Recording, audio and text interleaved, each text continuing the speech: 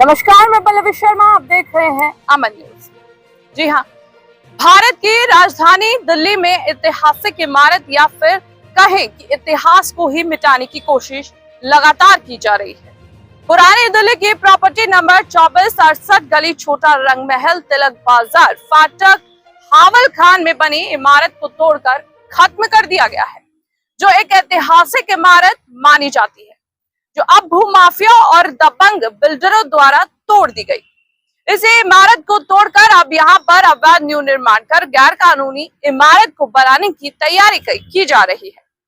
आपको बता दें कि सूत्रों से ये जानकारी मिली है कि पुरानी दिल्ली के तिलक बाजार फाटक हावल खान गली छोटा रंग महल की प्रॉपर्टी नंबर 2468 को गैर कानूनी तरीके से तोड़कर बिना एमसीडी की परमिशन, बिना एनओसी और बिना फायर विभाग की परमिशन और बिना सैंक्शन प्लान के गैर कानूनी तरीके से अवैध इमारत बनाई जा रही है। सूत्रों से यह भी जानकारी मिली है कि उपरोक्त ऐतिहासिक इमारत को तोड़ने की परमिशन भी इन भूमाफिया और बिल्डरों के पास नहीं थी। अब हम आपको बताते हैं कि इस इमारत का इतिहास आखिर क्या है और हम इसे ऐतिहासिक इमारत क्यों कह रहे हैं। तो चलिए आपको बताते हैं कि उर्दू भाषा की साहित्यिक परंपरा को सदियों से कई लोगों ने रोमांटिक रूप दिया है और उसके बारे में लिखा भी है।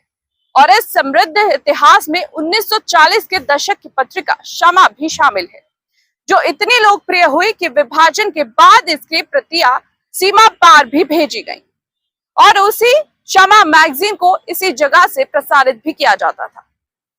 उपरोक्त इमारत शमा मैगजीन के नाम से जानी जाती थी, जिस पर अब भूमाफिया और दबंग बिल्डरों का कब्जा है और अपने फायदे के लिए अब ये लोग उसे तोड़ रहे हैं।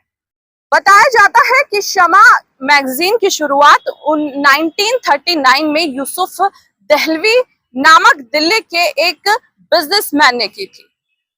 दो आना पत्रिका को धार्मिक और साहित्यिक मीडिया के संयोजन के रूप में पूरी तरह से उर्दू में पेश किया गया था। पत्रिका के पहले अंक में यह दोहा छपा था, लो शमा हुई रोशन आने लगे परवाने, आगाज जब ऐसा है अंजाम खुदा जाने।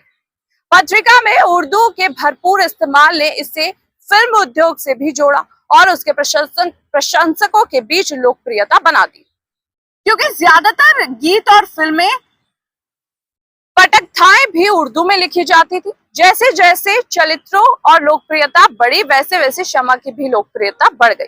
पत्रिका में कई बड़े नामक लेखक थे और भारत के विभाजन के बाद प्रकाशन के पाठकों की संख्या और भी बढ़ गई। 1950 के दशक तक यूसुफ दहलवी के बेटे और उनकी पत्नी भी उनके प्रशासन साम्राज्य में शामिल हो गए और उन्होंने कई नई सहायक कंपनियां भी शुरू की। इसमें महिलाओं के लिए बानो नामक पत्रिका, बच्चों के लिए खिलौना नामक पत्रिका और जासूसी अपराध विषय पर आधारित मुजरिम नामक एक पत्रिका भी शामिल की गई। पत्रिका की लोकप्रियता इतनी बढ़ने लगी कि बढ़ती गई पत्रिका पर पाठक संख्या को संतुष्ट करने के लिए इनके सैकड़ों हजारों प्रतियां सीमा पार भेजे जाने लगी। बॉलीवुड के बड़े बड़े सितारे भी इस पत्रिका के इतने दीवाने हो गए थे कि दुर्भाग्य से 90 के दशक के अंत में इंटरनेट के उदय के साथ शमा पत्रिका अपनी लोकप्रियता बरकरार नहीं रख सकी और 1999 में उसे अपना कार्यालय बंद करना पड़ा। शमा मैगजीन के जरिए हमें ये बताया गया था कि 1947 से पहले के भारत में उर्दू को पहले विद्रोह का भाषा और फिर कला, संस्कृति और फिल्म की भाषा के रूप में कैसे देखा जाता था, ये हमें सिखाया गया। अब भारत की राजधानी में इतिहास को मिटाने की कोशिश की जा रही है और अब भारत की राजधानी में इस इतिहास को हटाया जा रहा है और भारत की संस्कृति और पहचान को भी दबाने की कोशिश की जा रही है। भूमाफियाओं द्वारा अवैध बिल्डिंग के रूप में इस बिल्डिंग को हटाया जा रहा है। ऐसे में एमसीडी और पुलिस विभाग को भी इसकी कोई सुध नहीं है। आखिर किसकी शय पर भारत की ऐतिहासिक इमारतों का तुष्टीकरण हो रहा है। अब भारत की राजधानी में इस इतिहास को हटाया जा रहा है।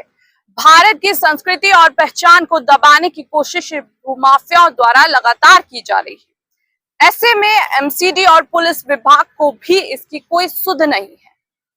आखिर किसकी शय पर भारत की ऐतिहासिक इमारतों का तुष्टीकरण किया जा रहा है, किसकी परमिशन से अगर ऐसे ही कानून में ढील और प्रशासन की लापरवाही और फर्जी बिल्डरों भूमाफियाओं की दबंगई रही तो वो दिन दूर नहीं कि जब देश की धरोहर कहे जाने वाली ऐतिहासिक इमारतें जैसे लाल किला, कुतुब मीनार, इंडिया गेट आदि जैसे स्थानों का भी नामो निशान खत्म हो जाएगा।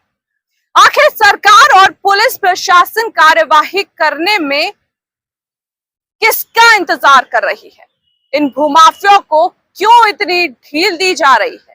क्या सरकार और प्रशासन की ही सरपरस्ती में देश की राजधानी में ऐतिहासिक इमारतों को डेमोलिश किया जा रहा है और फर्जी बिल्डरों की जेब भरने का काम किया जा रहा है?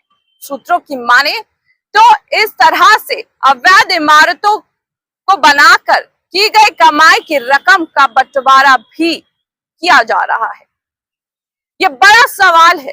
देश की राजधानी से जिस तरह से ऐतिहासिक इमारतों की तुष्टीकरण की जा रही है, उनको हटाया जा रहा है, उन पर कब्जा करके अवैध निर्माण किया जा रहा है, अगर यही रहा जैसे कि हमने पहले भी बताया तो देश की राजधानी की ऐतिहासिक इमारतों का कब खात्मा हो जाएगा ये देश की राजधानी की जनता को पता भी नहीं चल सकेगा। ऐसे ही देश के मुद्दों को हम उठाते रहेंगे और देश की जनता की आवाज देश की जनता सरकार और पुलिस प्रशासन तक पहुंचाते रहेंगे, उनको उजागर करते रहेंगे और इन भूमाफिया और गैर कानूनी काम करने वालों के खिलाफ लगातार आवाज उठाकर कोर्ट को भी इससे परिचित कराते रहेंगे। कैमरा पर्सन जीशान के साथ मैं पल्लवी शर्मा, अमन न्यूज, दिल्ली।